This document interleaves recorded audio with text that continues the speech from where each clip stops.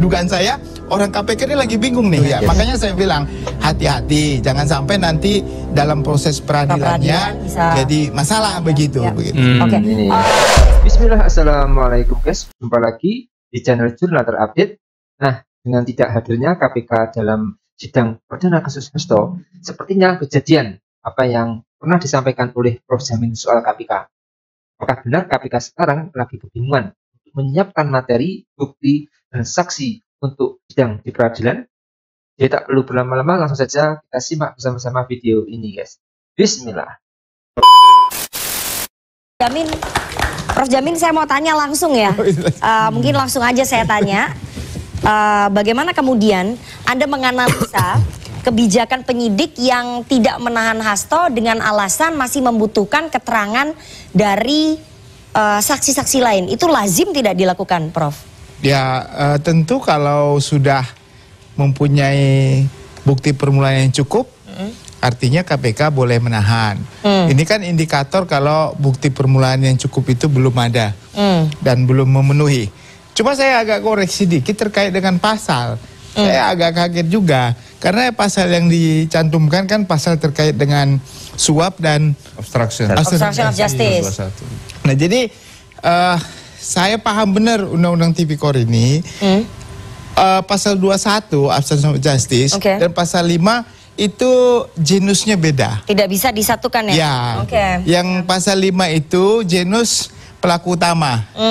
Kalau yang 21 itu masuk kategori tindak pidana lain yang terkait dengan tindak pidana korupsi. Oke, jadi maksudnya? Ya, artinya nggak mungkin orang melakukan suatu perbuatan masuk kategori suap, lalu dia dipidana juga dengan obstruction of justice. Karena ada hak ingkar. Ya, jadi pelaku tindak pidana korupsi itu pasti ya. Dia punya hak ingkar untuk menyembunyikan barang bukti, untuk pasti melakukan obstruction of justice. Dia pasti melakukan itu. Jadi nggak bisa dipakai pasal kumulatif, hanya bisa pakai pasal alternatif. Jadi dakwaannya nanti mungkin atau dugaannya adalah primer atau subsidiar. Nah, jadi inilah kebingungan dari kalau dugaan saya orang KPK ini lagi bingung nih untuk suap. Nggak punya bukti yang cukup karena nggak OTT, karena suap itu susah, Mbak. Kalau dia nggak OTT, maka harus ada aliran dana. Betul. Sementara ini nggak ada. Nggak ada aliran dana, hanya mengandalkan saksi. Saksi pun mungkin agak sulit karena saksi nggak ada yang melihat langsung pemberian itu. Berapa jumlahnya, kapan diberikan, di fakta persidangan juga nggak ada. Sulit. Sulit. Nah, jadi dengan itu dia lagi cari saksi siapa yang kira-kira kemungkinan yang bisa mengaitkan suatu perbuatan suap ini. Nah, akhirnya tidak jadi ditahan karena kurang saksi. Jadi menurut Anda salah satu alasan kenapa tidak ditahan karena kekurangan saksi atau belum cukup kuat keterangan saksinya ataupun alat bukti? Saya kira belum cukup kuat. Kalau enggak kan KPK kita tahu kalau sudah cukup kuat apalagi OTT langsung tahan. Mas Ronald, Anda sebagai mantan penyidik KPK begitu ya, apakah kemudian lazim ketika belum cukup kuat alat bukti ataupun keterangan saksi kemudian tersangka tidak ditahan gitu? Kita lihat kembali ya, perkara ini adalah kasus suap ya. Jadi kalau kasus suap ini adalah penahanannya maksimal 60 hari, mungkin koreksinya ya. Jadi bukan pasal yang dikenakan di bawah 5 tahun itu maksimal penahannya 60 hari aja. Ini di bawah 5 tahun? Ya, di bawah 5 tahun kan suap kan ya, bukan penerima ya. Jadi mungkin ini ada PR juga dari tim penyidik ya. Jadi mereka ada diskresi lah dari penyidik itu buat menetapkan apakah mau ditahan atau tidak. Jadi kalau misalnya ditahan juga hari ini kan ada PR yang cukup cepat 60 ya. 60 hari itu harus sampai ke tahap penuntutan. Mungkin itu ada, mungkin tadi disampaikan nama Mas Teca masih dikaji ulang. Ada, kita tahu ada beberapa sprindik ya. Bahkan saya sendiri sebelumnya juga diperiksa untuk 3 sprindik. Jadi kalau terlalu ada pertimbangan. Sprindik itu apa aja? Obstruction of justice, suap, satu lagi apa? Suapnya Doni.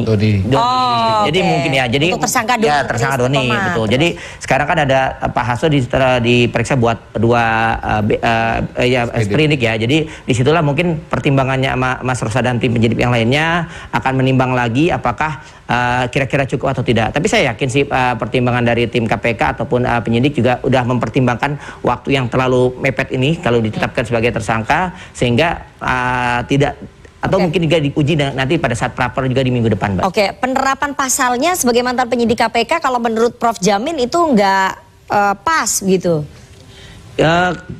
Saya cukup sepakat dengan yang kemarin Bang Ganjar sampaikan ya. Jadi biasanya seorang pelaku itu suap itu otomatis akan menghalang-halangi melakukan jadi berarti akan salah dong pasalnya. Ya itu silakan bisa kumulatif. mungkin pertimbangan penyidik atau tim KPK ada pertimbangan lain. Kami tuh kurang tahu juga apakah sekarang ditemukan bukti baru terkait perintangan itu juga. Jadi biasanya secara logika seorang Anda kayaknya udah tahu nih ada bukti baru tapi nggak mau spill. Ya itu mungkin PR-nya nanti bisa ditanyakan kepada mantan rekan saya Mas Tessa ya. Mungkin ada bukti baru Prof Jamin. Ya, yang masih disimpan oleh KPK. Bukti baru buat apa disimpan? Justru dengan bukti itulah sebagai dasar untuk menahan. Kan itu kan suatu hal yang menjadi tujuan penahanan itu supaya gampang. Tapi kan saya kira bukti baru apa ya? Nggak ada saya kira. Yang ada adalah kalau suap itu cuma satu, OTT tahan. Tapi kalau nggak OTT sulit sekali ya kalau nggak ada transfer begitu ya, yang bisa dilihat dari transaksi elektronik begitu ya. Makanya saya bilang hati-hati, jangan sampai nanti dalam proses peradilannya jadi masalah begitu. Oke, Mas Tessa, jadi ada sepertinya kekurangan alat bukti ataupun buktinya nggak cukup kuat, keterangan saksinya nggak cukup kuat, makanya KPK tidak menahan. Itu menurut analisanya Prof Jamin Ginting, Guru Besar Hukum Pidana UPH, Mas Tessa. Ya, kata kunci yang disampaikan Prof Jamin itu kan bisa ditahan apabila bukti permulaannya sudah ada. Dan kalau disampaikan bukti permulaannya belum cukup, tentunya KPK tidak akan menaikkan status seseorang menjadi tersangka. Jadi menaikkan status tersangka perlu bukti permulaan yang cukup. Pada saat proses penyidikan, tersangkanya bisa ditahan. Gitu. Jadi, sebagaimana tadi yang disampaikan oleh rekan saya Mas Ronald, penyidik memiliki diskresi, memiliki penilaian tersendiri ya, karena saya juga posisinya sebagai jubir, saya tidak menangani perkaranya, bahwa dalam hal ini Satgas Penyidikannya punya penilaian bahwa saat ini kita berfokus untuk memperkuat atau menambah alat buktinya. Jadi tidak hanya bukti permulaan yang ada pada saat menetapkan saudara HK menjadi tersangka, tetapi juga memperkuat, mengelaborasi keterangan-keterangan saksi yang ada, termasuk salah satunya keterangan saudara Mas Ronald ya. Di situ, dan beberapa saksi yang nanti akan dijadwalkan untuk dipanggil ke KPK. Soal pasal yang bermasalah yang harusnya tidak diterapkan karena ini kumulatif, Mas Tessa. Ya, saya pikir teman-teman penyidik jaksa di KPK juga struktural dan pimpinan pada saat berdiskusi melakukan ekspos perkara sudah menimbang dengan cermat penggunaan pasal yang digunakan. Tentunya kita menghargai dan menghormati pendapat hukum Prof Jamin.